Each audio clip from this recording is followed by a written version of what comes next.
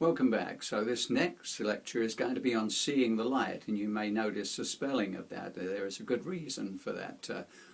So when we look at the whys and why I'm putting this up there, I want to explain a couple of things. I often talk to clients about the ABCs, meaning antecedents, behaviors, and consequences.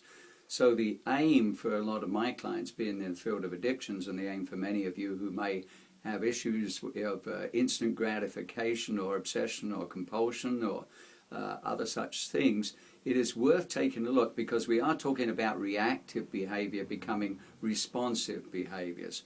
So we have to look at the antecedents, which are the triggers, the behaviors, the consequences, and the hope is eventually that someone can move directly from A, in other words, they're being triggered to do something or say something, directly to consequences, and therefore choosing to cut out B. That is the hope, of course. So we have to look at the power of words, the power of beliefs, reframes that we've talked about. The reactions and moving to responses, because the behaviors are very much connected. So I just want to show you how much one letter of our 26 letters, in fact, can impact us. So when we talk about seeing the light in the sense of visually, we also talk about personal quests, enlightenment, lightening things up. So these are in no particular order. I just wanted to help you reflect on the impact, the toll, the cost, the consequences of actions, reactions, beliefs, behaviors, conscious and subconscious choices of just one of the 26 letters in our alphabet. So I'm going to read some off to you. These are all beginning with the letter C. Connections, recognizing the links between thoughts, feelings, triggers, and using. Contribution, as per the 12 steps, the need to give back to serve others. Construction, the law of disparate structures to fall apart in order to come back together as a greater whole, to break down in order to break through. Commitment, the establishment of personal integrity to the present issue or issues. Consciousness, mind, thought, the gifts of lessons and enlightenment.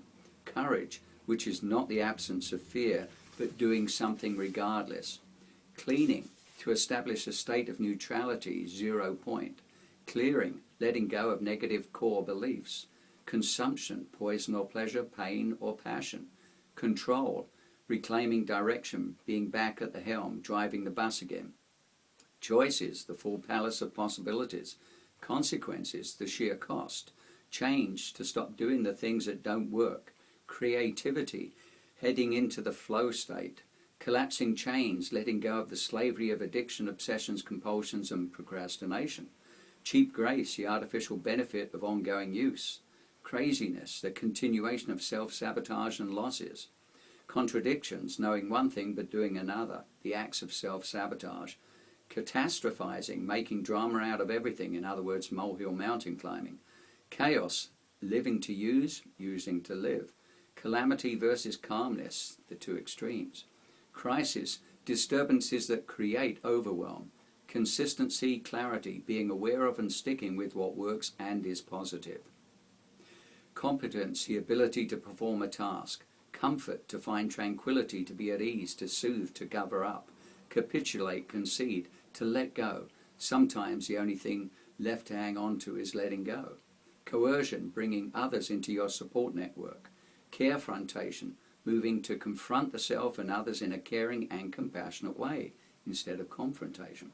Compassion, to have some empathy and caring for a person's story as well as one's own. Crystals, some crystals have electrical properties. Quartz and tourmaline, for instance, have what is called a piezoelectric effect. When squeezed and twisted in a particular way, they give off an electrical current. Lodestone or magnetite, which has a double octahedron, double pyramid, that is, shape in crystal form, is an iron-based material that radiates magnetic energy unceasingly.